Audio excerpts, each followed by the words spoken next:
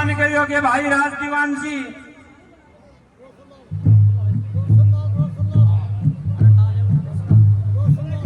रोशनलाल जी, रोशनलाल जी लेखनी से अपनी रचना को रच के लेकर के आए हैं, आपके सामने रखेंगे एक भजन। और भाई जितने भी हमारे गणमान्य हैं वो अपना अपना स्थान ग्रहण कर ले, कुर्सियां ग्रहण कर ले।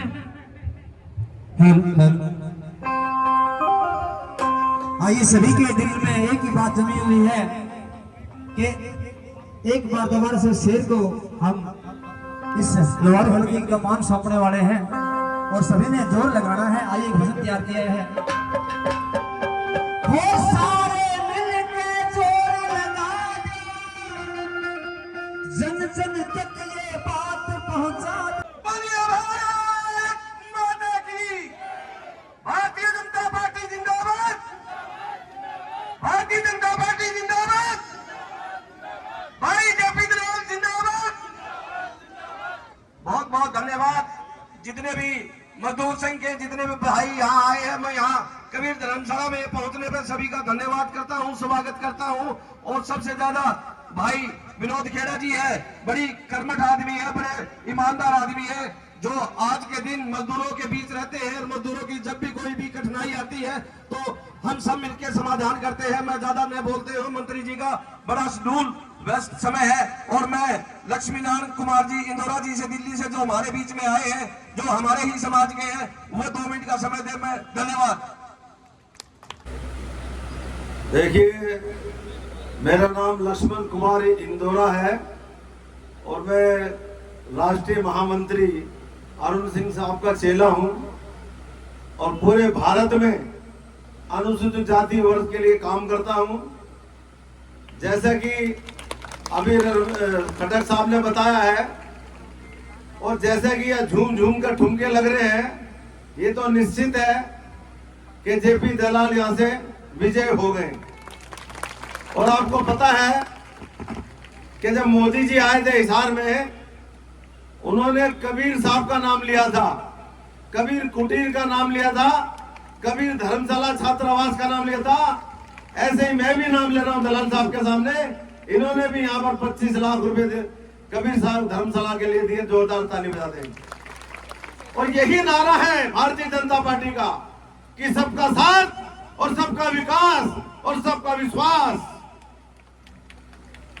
हो कोई भी भाषाभाषी, हो कोई भी प्रांत के वासी, सबसे पहले वो भारतवासी।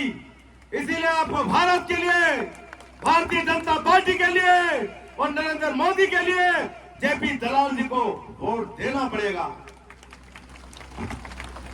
देखिए, समय का अभाव है, भाषण तो मैं 3 घंटे तक दे सकता हूं, जैसे शोले फिल्म थी ने 3 घंटे की। ये मैं आपको बता रहा हूं सिर्फ एक बात कि ये समय ऐसा चल रहा है कि दुनिया की नजर हरियाणा में टिकी है और पता नहीं क्या क्या बातें की जा रही हैं।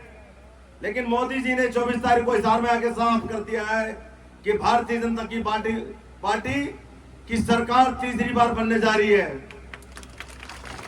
और मैं लक्ष्मण कुमार इंदौरा निकल पड़ा हूं खुली सड़क पर, जेपी दलाल जी के साथ, नरेंद्र मोदी के साथ, भारतीय जनता पार्टी के साथ खुली सड़क पर अपना सीना ताने। और मंजिल कहां रुकना ये तो ऊपर वाला जाने। अब मेरे साथ एक बार जोरदार नारा लगा देंगे कि भारतीय जनता पार्टी। और मैं आपसे झोली पसार कर धानक समाज का राष्ट्रीय अध्यक्ष होने के नाते, यहाँ पे धानक समाज के लोग हैं, 36 लोग हैं, झोली पसार कर आपसे वोट मांग रहा हूं जेपी दलाल जी के लिए। आप देंगे 5 तारीख को? पक्का? बोलिए भारत माता की, भारत माता की। अब भारत माता की क्या देखो, ऊपर गगन विशाल, नीचे गहरा पाताल, बीच में धरती, वाह मेरे मालिक तूने किया कमाल।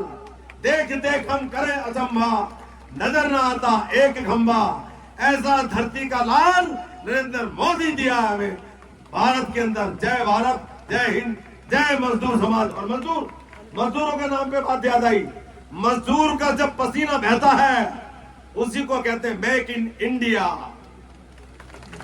माता की, भारत माता की।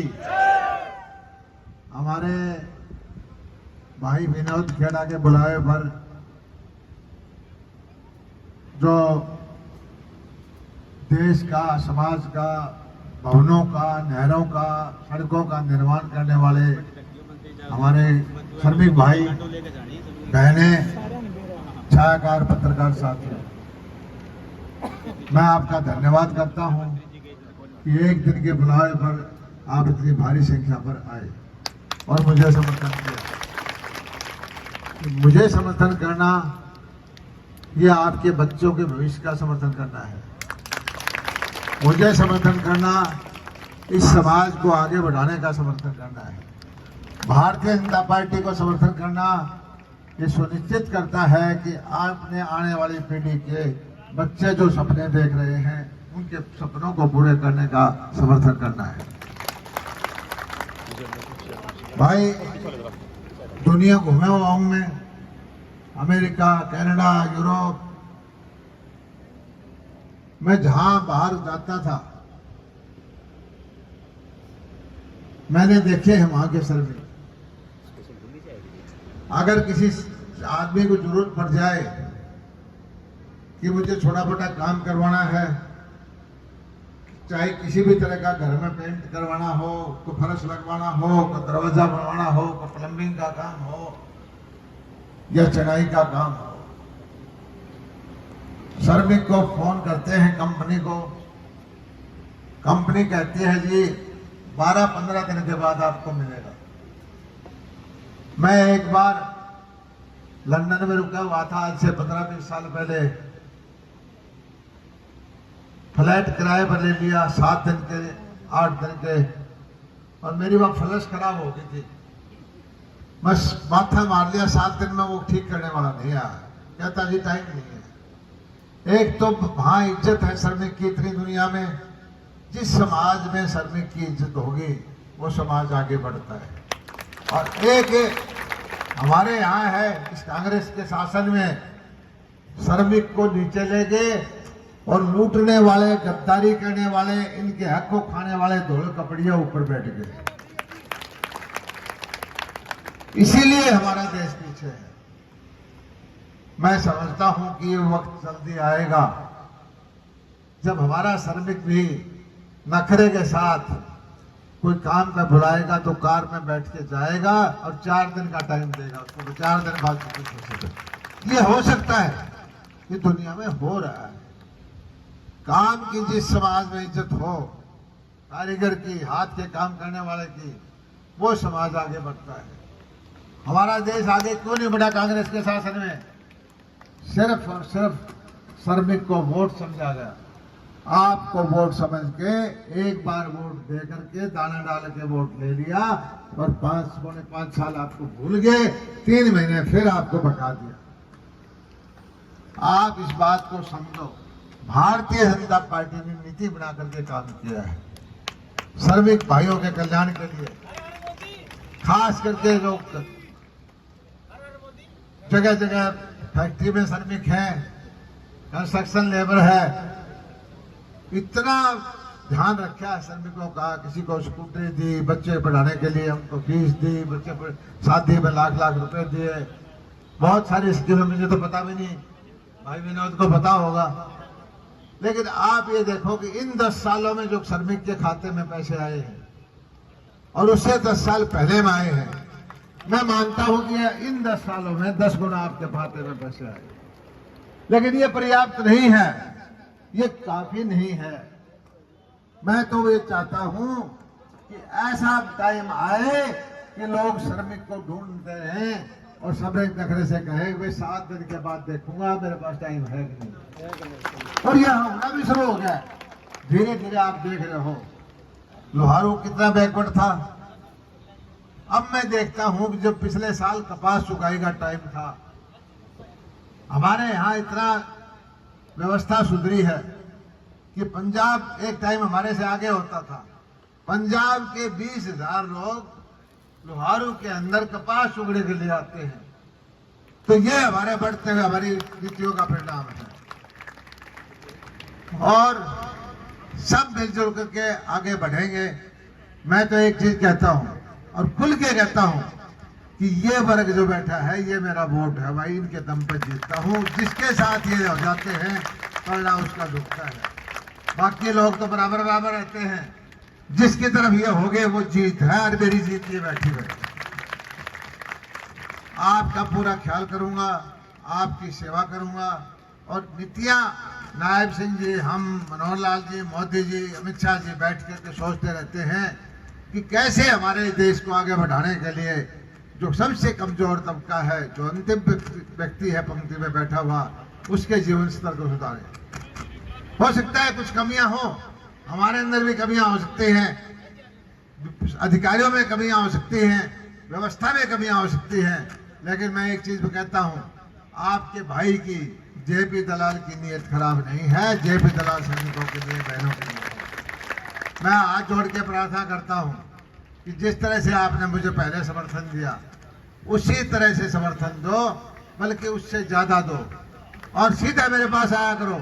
अगले 5 साल मैं समझता हूं कि यहाँ के भाइयों की, बहनों की जिंदगी को बदलने का काम करूंगा। एक ये बहनें बैठी है बहुत भारी मात्रा में।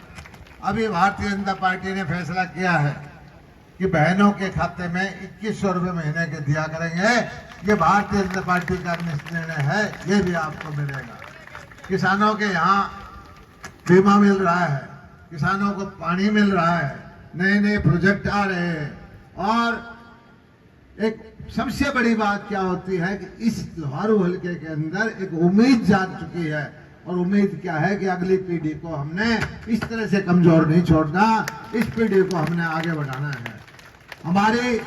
हम संकट में रहे हैं, मैं भी रहा हूं, आप भी रहे हो, दूसरे भी हैं, हम अभाव में रहे हैं, हमें कम सुविधाएं मिली हैं, लेकिन हमने संघर्ष करके हमारी आने वाली पीढ़ी के सपनों को पूरा करना है और इसमें आपकी मदद भी चाहिए और हमारी मदद भी चाहिए। आपकी मदद क्या चाहिए? 5 तारीख को कमल के निशान का बटन दबाइए और हमारी मदद जो होगी, हमारे से जो हो सकता है नीतियां बना करके आपके लिए काम करेंगे। और आज भाई चुनाव का टाइम है, इसलिए मुझे आगे जाना है। चुनाव के वक्त को आप समझते हैं। मुझे सारे बहनों से, भाइयों से एक प्रार्थना है, 90% वोटिंग चाहिए। ऊपर से तीसरा निशान होगा, कमल का निशान होगा और जेपी दलाल का नाम होगा। आप वो बटन दबा देना, आपका 5 साल कल्याण होगा, आपके बच्चों का भविष्य बनेगा। इतनी बात कह के मैं आपका बहुत बहुत धन्यवाद करता हूँ। जय हिंद, जय भारत।